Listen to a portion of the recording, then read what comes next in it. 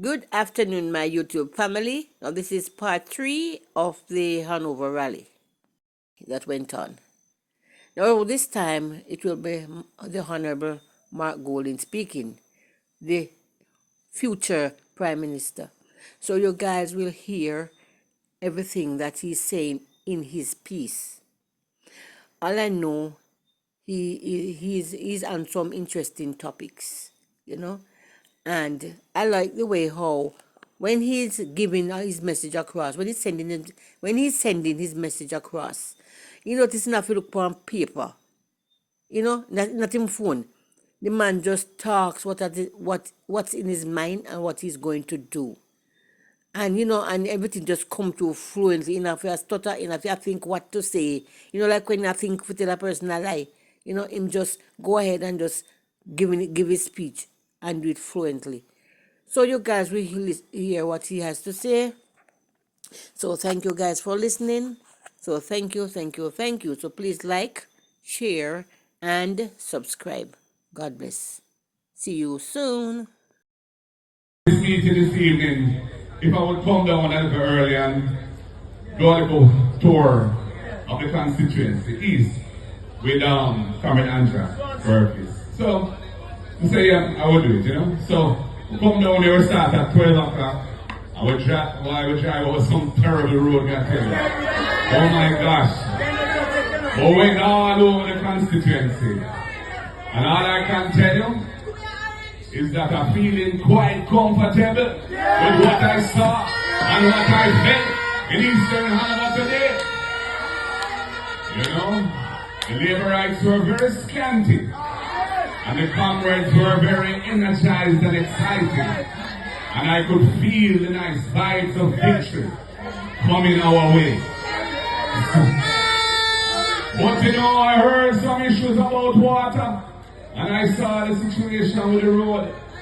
And I know, for example, in Montpellier, how hard the water situation is. And I know I have a big tank up on the hill there. Because I've actually climbed up that tank myself and gone on the roof of the tank and looked down in the hole and see it's empty. And I must tell you, Eastern Hanover, hope is on the way. Help is on the way.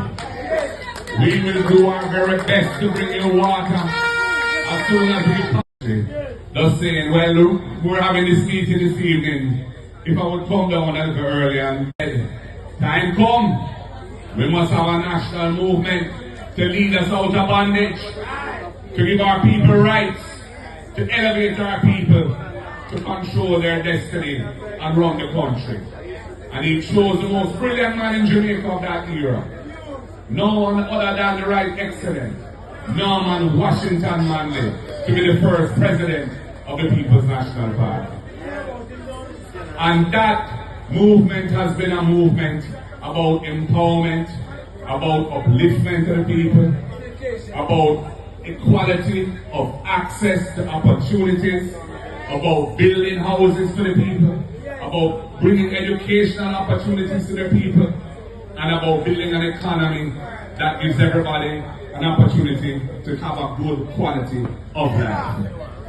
The mission of the PNP is clear. And we are coming out of a history where there was a lot of inequality, there was a lot of unfairness, and so social justice is a real issue in Jamaica.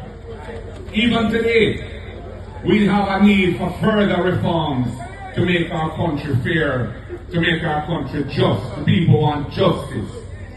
For example, so many of the beaches of this country are not accessible to the people of the country.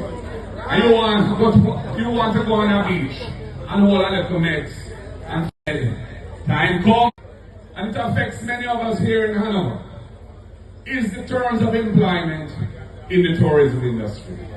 It's not just the tourism industry that has this issue, because we know, for example, in the global services industry, and call it BPO, that was its original name, similar things apply. This use of short-term contracts to keep people on short-term contracts so that you can have them like hanging from a string and you don't give them the security of tenure in their job and you're depriving them of the benefits that the employment laws of the land intended them to have. but you're not giving it to them. Time comes to cut out that. Time comes to cut out the misuse of contract work terms in the country. I am not saying that there's no role for contracting people to do work. We all know if you're hiring somebody, a carpenter, or you're hiring a plumber, or you're hiring some technical specialist, they're not going to become your employee. They're doing a work for you, and you have a contract. Might be an oral contract, usually it is. Sometimes it might be a written contract for certain types of things.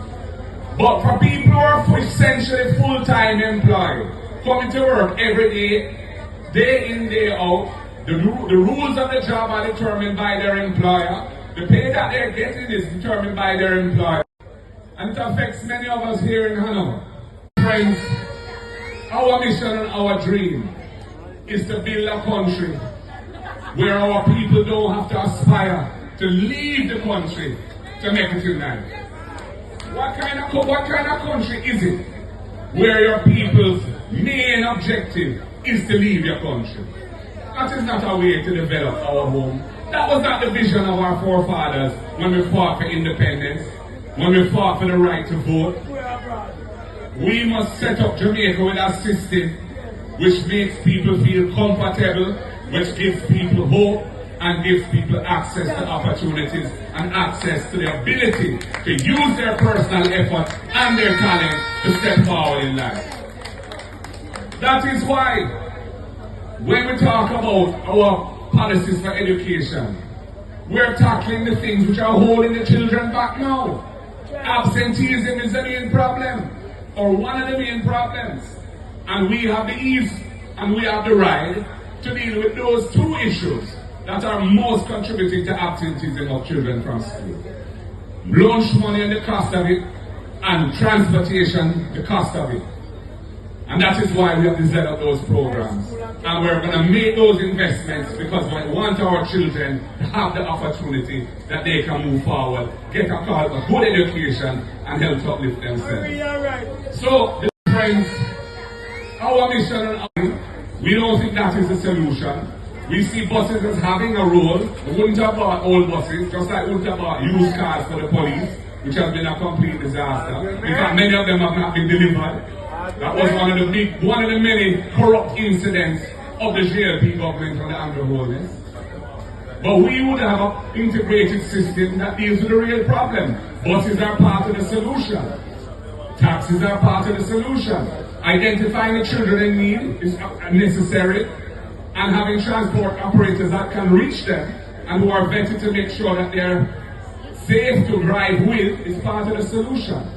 And we are about dealing with education. Ours is an education policy. Theirs is a transportation policy. And it's a policy that is going to potentially hurt certain private operators as well. As we have seen with the announcement today, was it? Where they say that the JOTC, which is not providing adequate bus service in the Kingston metropolitan area, as has been said, ridership is down, number of buses that roll out every day is down significantly from where we left it. Now they're going to be competing for executive bus service all over the island, to take people to all over the island. I'm saying that is a lack of focus on what needs to happen. Let us solve the problems that exist. There's no reason why they should be doing that, because other people are adequately doing that. We don't think that is the solution. We see buses as having a role. We wouldn't have bought old buses, just like we wouldn't have bought used cars for the police, which has been a complete disaster. In fact, many of them have not been delivered. That was one of the many corrupt incidents of the JLP government on the underholders. But we would have an integrated system that deals with the real problem. Buses are part of the solution. Taxis are part of the solution. Identifying the children in need is necessary, and having transport operators that can reach them and who are vetted to make sure that they're safe to drive with is part of the solution. And we are about dealing with education. Ours is an education policy. Theirs is a transportation policy. And it's a policy that is going to potentially hurt certain private operators as well. As we have seen with the announcement today, was it? Where they say that the JOTC, which is not providing adequate bus service in the Kingston metropolitan area. As has been said, ridership is down. Number of buses that roll out every day is down significantly from where we left it. Now they're going to be competing for executive bus service all over the island to take people to all over the island. I'm saying that is a lack of focus on what needs to happen. Let us solve the problems that exist. There's no reason why they should be doing that, because other people are adequately doing that.